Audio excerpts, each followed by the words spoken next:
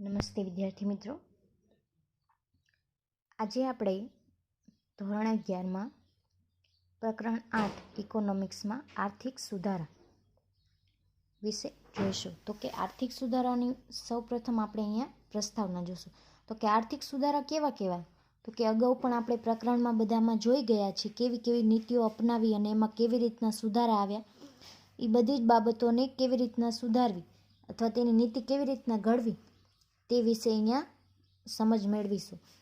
તો કે સ્વતંત્ર ભારતના નીતિ ઘડનારાઓ સામે ભારતના આર્થિક અને સામાજિક વિકાસના પડકારો હતા. તો આ માટે આર્થિક ક્ષેત્રે માટે મિશ્ર અર્થતંત્રવાળી અર્થવ્યવસ્થા સ્વીકારી, જેમાં સમાજવાદી ઢબની સમાજ રચના તરફ ઝોક વધારે રહ્યો. જેમ કે પહેલાં સાટા પદ્ધતિ હતી, ત્યારબાદ આપણે નાણાંની ઉદ્ભવતી થઈ, એટલે નાણાં વિકાસ પામ્યા. ત્યારબાદ આપણે બધાની સમાજ રચના અથવા તો બધાનું અલગ અલગ વ્યવસ્થા હતી, તેમાં આપણે સમાજવાદી ઢબની રચના સ્વીકારી હતી. બરાબર.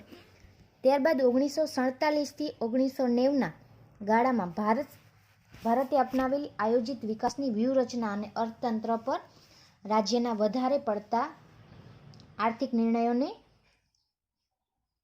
નિષ્ણાતોને લાગુ પડ્યા.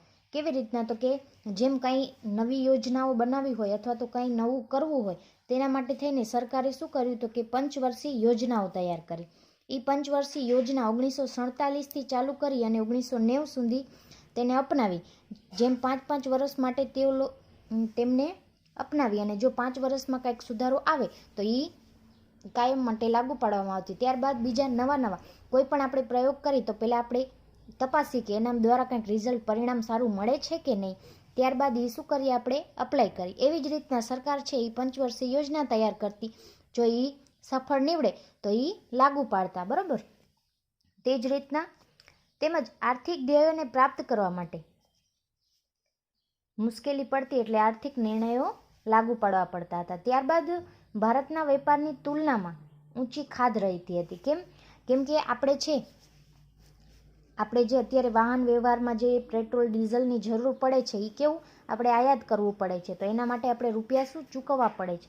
તો એ ચૂકવવા પડે છે અને આપણી પાસે એટલી મૂડી નથી હોતી. એટલે કે એની પાસેથી આપણે જે ભારતીય વિદેશી સંસ્થાઓ હોય, જેમ કે આંતરરાષ્ટ્રીય નાણાં સંસ્થા જે EMI તરીકે ઓળખાય છે, તેના દ્વારા તેની પાસેથી આપણે લોન મેળવી હતી.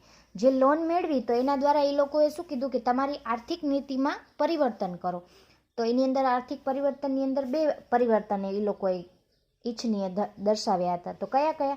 તો કે અર્થતંત્રના રાજ્યના અંકુશોમાંથી મુક્ત કરો, અને બીજું હતું કે ભારતની આર્થિક નીતિમાં જે આપણે જાહેર સંસ્થાઓ છે તેને સંસ્થાગત કરો, એટલે કે એની ખાનગીકરણ કરો, એવું એ લોકોએ જણાવ્યું હતું. પરંતુ આપણને નાણાકીય સહાય માટે પૂર્વ શરત તો આ બંને મૂકી હતી. તો હવે નાણાકીય જરૂરિયાત તો આપણને હતી, તેથી આપણે આ 2 નિયમ શરત છે એ લાગુ પાડ્યું.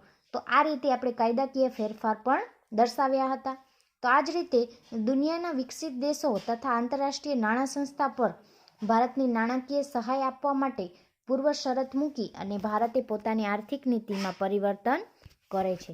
એટલે કે અર્થતંત્રમાં રાજ્યની અંકુશમાંથી મુક્તિ કરી તેમજ ભારતની આર્થિક નીતિઓમાં પરિવર્તન કર્યું, જેથી સંસ્થાગત અને કાર્યકારી ફેરફારો થઈ શકે એટલા માટે. તો જો આપણે 1947થી 1990ના ગાળામાં જે અપનાવેલી હતી વિકાસની વ્યૂહરચના, તેના આધારે જોઈએ તો આમ આપણે 1991થી આર્થિક નીતિના પરિવર્તનોમાં કેટલાક હેતુઓ નક્કી કરવામાં આવ્યા હતા. જેમાં આપણે જોઈએ તો કે રાજ્યની અંકુશવાળી અર્થવ્યવસ્થાને બજાર આધારિત મુક્ત અર્થવ્યવસ્થા તરફ લઈ જવામાં આવી હતી, જેને મિશ્ર અર્થવ્યવસ્થાનો જાહેર ક્ષેત્રનો વ્યાપ ઘટાડીને ખાનગી ક્ષેત્રનો વ્યાપ શું કર્યો? વધારવામાં આવ્યો હતો. તો કે ભારતે 1991માં આર્થિક કાયદાઓ બદલ્યા હતા, જેમાં આર્થિક નીતિનું પરિવર્તન થયું હતું, જે પ્રક્રિયાને આર્થિક સુધારા તરીકે ઓળખવામાં આવે છે. બરાબર. એમાં પણ એ લોકોએ હેતુઓ અમુક નક્કી કર્યા હતા, જે 6 હેતુઓ હતા, જે અત્યારે આપણે COVID-19ના કારણે જે 30% બાદ કરેલું હતું આપણો કોર્સ, એની અંદર બાદ છે. તો હવે આ હેતુઓને પાર પાડવા માટે કેટલા 3 પાસાઓ હતા. કયા કયા 3 પાસાઓ? તો કે ઉદારીકરણ, ખાનગીકરણ અને વૈશ્વિકકરણ. તો અહીંયા આપણે ખાનગીકરણ એક અહીંયા કને ભણવાનું છે, બાકી ઉદારીકરણ અને વૈશ્વિકીકરણ છે તે અહીંયા 30%માં બાદ કરવામાં આવેલું છે. તો આમ સામાન્ય ઉદારીકરણનો એક અર્થ જોઈ લઈશું આપણે કે ઉદારીકરણ એટલે કે રાજ્યની અંકુશિત અર્થવ્યવસ્થામાં ખાનગી સહાયક વ્યક્તિનો નિર્ણય સ્વાતંત્ર્ય, બજાર પરિબળ દ્વારા આર્થિક નિર્ણયો વ્યાપ વધે છે અને રાજ્યનો હસ્તક્ષેપ ઘટે તે ઉદારીકરણ છે. બરોબર. ત્યારબાદ આપણે જોશું ભારતમાં ખાનગીકરણ કેવી રીતના. તો કે ખાનગીકરણ આપણને અહીંયા કને મોસ્ટ આઈએમપી છે અને એને લગતા આપણને ક્વેશ્ચન પણ પૂછાઈ શકે છે પરીક્ષામાં, તો ખાસ ધ્યાન આપવું. તો કે ખાનગીકરણ એટલે કે ઔદ્યોગિક માલિકીનું જાહેર ક્ષેત્રમાં ખાનગી ક્ષેત્રનું હસ્તાંતરણ. બરાબર. કેવી રીતના હસ્તાંતરણ? તો કે જે આપણને 1991માં જે આર્થિક નીતિનું પરિવર્તન આવ્યું, જેમાં આપણે આંતરરાષ્ટ્રીય નાણાં સંસ્થા પાસેથી લોન લીધી હતી નાણાકીય સહાય, તેના લગતી આપણને અહીંયા 2 શરત મૂકવામાં આવી હતી.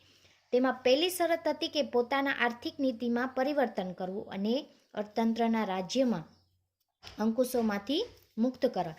તો તેને લગતું જ અહીંયા ખાનગીકરણની અંદર આવશે કે જે જાહેર એકમો છે તેનું ખાનગીકરણ કરવામાં આવે, એટલે કે ઔદ્યોગિક માલિકીનું જાહેર ક્ષેત્રમાંથી ખાનગી ક્ષેત્રમાં હસ્તાંતરણ કરવામાં આવે. તેને શું કહેવામાં આવે છે? તો કે ખાનગી ક્ષેત્ર. તો કે રાજ્ય દેશના જાહેર ક્ષેત્રના ઉદ્યોગોનું માલિકી અને સંચાલન ધરાવે છે. તો આ માલિકી અને સંચાલન પૂર્ણ રૂપે અથવા આંશિક રૂપે ખાનગી ક્ષેત્રને સોંપવાની પ્રક્રિયા એટલે ખાનગીકરણની પ્રક્રિયા. તો જાહેર મીન્સ કે રાજ્યના દેશમાં જે જાહેર ક્ષેત્ર એટલે કે જે સરકારની માલિકીનું ક્ષેત્ર અથવા તો ઉદ્યોગ ક્ષેત્ર હોય તેને તેનું સંચાલન અને માલિકી છે એ માલિકી સંચાલન પૂર્ણ રૂપે અથવા તો આંશિક રૂપે, કે જેમ કે આપણે 100% શેરથી બનેલી એક કંપની છે તેના 50% છે જે અથવા 49% જે શેર છે એ ખાનગી ક્ષેત્રને સોંપવામાં આવે, એટલે કે એ સોંપવાની પ્રક્રિયાને આપણે શું કહીએ છીએ કે તો ખાનગીકરણ. બરાબર.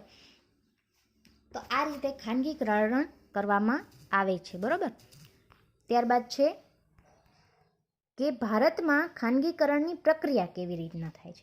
તો જો ખાનગીકરણની પ્રક્રિયા છે એ 3 રીતે થાય છે. વિમૂડીકરણ દ્વારા જાહેર ક્ષેત્ર અને અનામતના ઉદ્યોગોની સંખ્યા ઓછી કરી અને ખાનગી ક્ષેત્રનો વ્યાપ વધારીને. પછી ત્રીજું છે ખાનગી, જાહેર અને ખાનગી સંયુક્ત માલિકીના ઉદ્યોગોને સ્થાપિત કરીને. તો પેલું જ છે આપણી માટે કે ભારતમાં વિમૂડીકરણનો અર્થ અને પ્રક્રિયા. તો કે જો ભારતમાં વિમૂડીકરણ એટલે શું? પહેલાં તો નવો શબ્દ છે આપણા માટે. તો કે વિમૂડીકરણ એટલે કે જાહેર ક્ષેત્રના ઉદ્યોગોમાંથી રાજ્ય પોતાનો ફાળો ઓછો કરી નાખે કે અથવા તો પાછો ખેંચી અને ખાનગી ક્ષેત્રને વેચી દે. કેવી રીતના? તો જો પહેલાં જે જાહેર ઉદ્યોગો હોય તેમાં છે સરકાર છે એ પોતાનું મૂડીરોકાણ કરશે 100%. ત્યારબાદ છે એ સરકાર છે એ જે વિમૂડીકરણ કર્યું તેને શું કરશે? જાહેર જનતામાં વહેંચશે અને જો જાહેર જનતામાંથી એને ફાળો વધુ મળશે તો એ પોતાની જે મૂડી રોકાયેલી હતી તે શું કરશે? પાછી ખેંચી લેશે. તો એને શું થયું કહેવાય? વિમૂડીકરણ થયું કહેવાય. બરાબર. તો આ રીતે રાજ્ય જાહેર ક્ષેત્રના ઉદ્યોગોમાંથી પોતાની મૂડી છે એ પાછી ખેંચી લે છે, જેને આપણે શું કહીએ છીએ? વિમૂડીકરણ કહીએ છીએ. તો આવી પ્રક્રિયાની સમજવા માટે 2 બાબતો પણ સમજવી જરૂરી છે. કેવી બાબતો? તો જેમ મેં તમને કીધું હતું કે પ્રથમ તો સરકાર છે એ જાહેર ક્ષેત્રના ઉદ્યોગોને શેર ખાનગી ક્ષેત્રને વેચી અને માલિકીનું હસ્તાંતરણ કરે છે, જે ખાનગીકરણ છે. આવી જ રીતે ખાનગીકરણમાં 2 રીત થાય છે. જેમ કે જાહેર ક્ષેત્રના તમામ શેર ખાનગી ક્ષેત્રને વેચી દેવા એટલે કે માલિકીનું સંપૂર્ણ હસ્તાંતરણ થયું, અથવા તો જાહેર ક્ષેત્રના કેટલાક શેર ખાનગી ક્ષેત્રને વેચવા, દાખલા તરીકે 29%, 49% ખાનગી ક્ષેત્રને આપવાથી અંશતઃ ખાનગીકરણ થયું કહેવાય. બરાબર. જો 51% કે ઓછા શેર વેચવામાં અથવા તો નાના પાયાનું વિમૂડીકરણ કહેવાય, તો 51%થી વધારે શેર વેચ્યા હોય તો મોટા પાયાનું વિમૂડીકરણ કહેવાય છે. તો અહીંયા શું થયું? તો કે જાહેર ક્ષેત્રને જો પૂરેપૂરા શેર વહેંચી દેવામાં આવે તો એટલે કે સંપૂર્ણપણે માલિકીનું હસ્તાંતરણ શેમાં થઈ ગયું? ખાનગીકરણમાં. બરાબર. તે જ રીતના બીજું તો કે જાહેર ક્ષેત્રના કેટલાક શેર જેમ કે 29% છે, 49% છે, એ ખાનગી ક્ષેત્રને આપવામાં આવે તો એને શું કહેવાય? અંશતઃ ખાનગીકરણ કહેવાય. જો 51%થી ઓછા શેર કોઈના પાસે હોય તો એ શું થયું? નાના પાયાનું મૂડીકરણ થયું કહેવાય. બરોબર. ત્યારબાદ બીજો પોઈન્ટ છે કે રાજ્ય જેમ કેટલાક ઉદ્યોગોની માલિકી ધરાવે છે તેમ કેટલાક ક્ષેત્રો પણ અંકુશ રાખે છે. તો કેવી રીતના? તો કે રાજ્ય જેમ કે સરકાર છે એ પોતાની માલિકીના 51% જેટલા શેર તો પોતા પાસે રાખે જ છે, બાકી જે 49% હોય છે તે એ બીજા જે ખાનગીકરણ, જે ઇન્વેસ્ટર હોય, જે મૂડી રોકાણ કરતા હોય તેને સોંપતા હોય છે. હવે ખાસ કરીને જાહેર સેવાના ક્ષેત્રો જ્યાં ખાનગીકરણ રોકાણને પ્રવેશવાની બંધી હોય છે, જેમ કે અમુક એવા ક્ષેત્રો હોય છે જેમાં એ ખાનગીકરણ હોય બંધી દર્શાવતા હોય છે. જેમ કે ખાનગીકરણની પ્રક્રિયા બીજો અગત્યનો મુદ્દો છે રાજ્યને હસ્તાંતર. જાહેર ક્ષેત્ર પણ કામ કરવાની છૂટ અપાય. દાખલા તરીકે છે બેન્કિંગ વ્યવસ્થા, શિક્ષણ, સંદેશા વ્યવહાર, વાહન વ્યવહાર. હવે ખાનગી ઉદ્યોગ જૂથ પર સેવા પણ પૂરી પાડવામાં આવતી હોય છે. તો આ રીતે ખાનગીકરણ દિવસે ને દિવસે છે એ વધતું જાય છે. હવે ત્રીજો પોઈન્ટ છે કે આઝાદી બાદ શરૂઆતના વર્ષોમાં જેમ કે 1947માંથી આપણે થયા ત્યારબાદ ભારતના જાહેર ક્ષેત્રનું વિસ્તરણ થયું. જેમ કે 31 માર્ચ 1951માં ભારત રાજ્યના હસ્તક 5 ઉદ્યોગો હતા. હવે તે વધીને 1990માં વધીને કેટલા થયા? 233 થયા. ત્યારબાદ જે વધવાનું વલણ હતું તે પાછું ઘટીને 1991માં કેટલું થયું? 2010ની અંદર 217 થયા. ત્યારબાદ પાછું તે વધવા પામ્યું એટલે 2015માં કેટલું થયું? 300 થયા. પરંતુ જૂના ઉદ્યોગોમાંથી વિમૂડીકરણ ચાલુ જ રહ્યું સતત. તેથી કરીને આઝાદી બાદ શરૂઆતના વર્ષો ભારતમાં જાહેર ક્ષેત્રનું વિસ્તરણ થયું અને 31 માર્ચ પછી પણ તેનો વધારો થયો હતો. ત્યારે કેટલા હતા? 51માં 5 ઉદ્યોગો હતો, તે વધીને 1990ની અંદર 233 થયા. ત્યારબાદ તેમાં 1991માં ઘટાડો આવ્યો 2010 સુધીમાં. ત્યારબાદ 2010માં કેટલા થયા? 217. હવે ત્યારબાદ પાછું 5 વર્ષમાં એનો વધારો થયો એટલે કેટલા થયા? 300 થયા. તો આ રીતે જૂના ઉદ્યોગોમાંથી વિમૂડીકરણ ચાલુ જ રહ્યું છે. બરાબર. ત્યારબાદ ચોથો પોઈન્ટ છે કે જાહેર ક્ષેત્ર માટે અનામત રાખવામાં આવેલી હોય અથવા ક્ષેત્રોને ખાનગી મૂડીકરણ માટે ખુલ્લા મૂકવામાં આવે તો હાલમાં અણુ ઉર્જા, આ ઉર્જા માટે નિયંત્રિત સાધનો તથા રેલવે જે રાજ્ય હસ્તક નિયંત્રિત છે. જેમ કે અમુકમાં સરકાર છે એ ખાનગીકરણ કરી શકતો નથી, તેના માટે થઈને અણુ ઉર્જા માટે નિયંત્રિત સાધનો તથા રેલવે માટે પણ રાજ્ય હસ્તક નિયંત્રિત હોય છે. આ રીતે આપણે ખાનગીકરણના બધા જ મુદ્દા જોયા. બરોબર છે.